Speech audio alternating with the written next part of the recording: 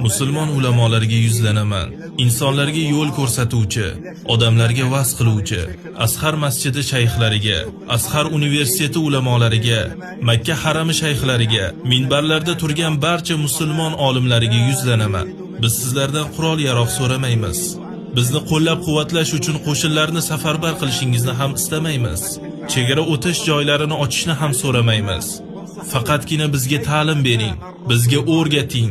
Payg'ambarimiz sollallohu alayhi va sallam och qolganlarida qorinlariga toshni qanday bog'lar edilar? Buning uchun qanday tosh tanlashimiz kerak? Oppoq tosh kerakmi yoki vayron bo'lgan uylarimizdan chiqqan toshmi?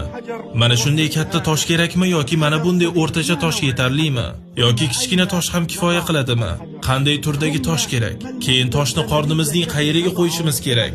U qancha vaqt bog'liq turishi lozim? Bu toshni qanday bog'lashni bilmayapmiz, bizga o'rgating. Ey